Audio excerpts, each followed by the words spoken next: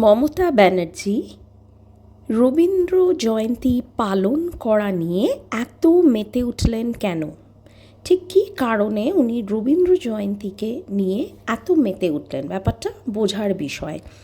এখানে কিন্তু উনি যে রবীন্দ্রনাথের প্রতি খুব ভালোবাসা দেখাতে চাইছেন, ব্যাপারটা সেরকম নয়। উনি এটাকে একটা ইস্যু করতে চাইছেন। ব্যাপারটা একটু খুলে বলি, আপনি মানুন কি নাই মানুন, উনি কিন্তু একজন অনেক বড় পলিটিশিয়ান।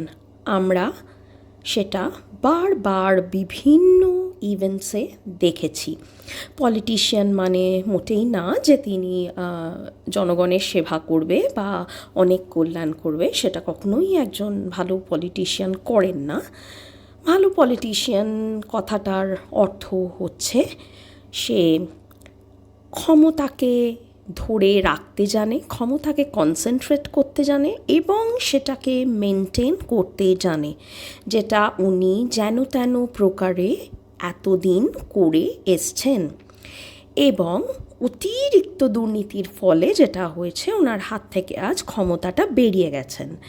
কিন্তু যেহেতু উনি একজন অত্যন্ত সচেতন পলিটিশিয়ান, যিনি আজকের সিএম শুভেন্দু অধিকারী শপথ নিচ্ছেন, সেই সময় অ্যাজ আ পলিটিশিয়ান অথবা উনি যখন সিএম নেই অ্যাজ আ অপোজিশন লিডার, উনি কিন্তু বাড়িতে বসে সেই সময় চপমুড়ি খেতে পারেন না। তো উনি ঠিক কী ফোন দিয়ে আঁটলেন? উনি অ্যাজ আ অপোজিশন সোচ্চার হওয়া শুরু করলেন।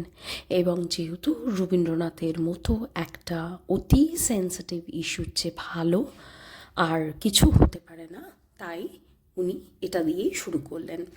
এবং উনি কি অভিযোগ দায়ের করতে থাকলেন, উনি বিভিন্ন জায়গায়, এবং জায়গাগুলোর নামও উনি নিজে পরিষ্কারভাবে জানেন না, উনি ওনার অ্যাসিস্ট্যান্টস দলের কর্মীদের জিজ্ঞেস করছেন। এবং উনি ক্রমাগত ওই যে অনুষ্ঠানের আয়োজন করেছেন ওনার বাড়ির সামনে, উনি বলতে থাকছেন এই মোড়ে সেই মোড়ে কালীঘাট মোড়ে আমরা অনুষ্ঠান করতে চেয়েছি এবং প্রশাসনিক দিক থেকে আমাদের কোনো অনুমতি দেওয়া হয়নি। এখন নিশ্চয়ই আপনারা এটা খুব ভালো বুঝতেই পারছেন উনি কত ভালো একজন অপোজিশন লিডার, যে প্রথম দিন থেকে উনি কিন্তু একদম সোচ্চার হতে শুরু করে দিয়েছেন। এবং আগামী দিনেও আপনি দেখবেন উনি কিন্তু চুপ থাকবেন না, বিভিন্ন জিনিস নিয়ে কারণে অকারণে উনি বিভিন্ন রকম প্রতিবাদ করতে থাকবেন। এখন ওনার দল এই মুহূর্তে কতটা ভারী আছে, অর্ধেক লোক বেরিয়ে গেছেন যেহেতু, এবং আগামী দিনেও বেরোনোর পরিকল্পনা করছেন, কতটা স্ট্রংলি উনি এই অপোজিশন লিডার হিসেবে থাকতে পারবেন সেটা বলা যাচ্ছে না, কিন্তু উনি করবেন, উনি পূর্ণ প্রচেষ্টা করবেন। এবং একটা গুড গভর্নেন্স চলার জন্য ইন ফিউচার বেঙ্গলে অবশ্যই একটা স্ট্রং অপোজিশন লিডারের প্রয়োজন। মমতা ব্যানার্জি সেই পদে কতটা এফেক্টিভলি কাজ করতে পারবেন এটা আমরা দেখব।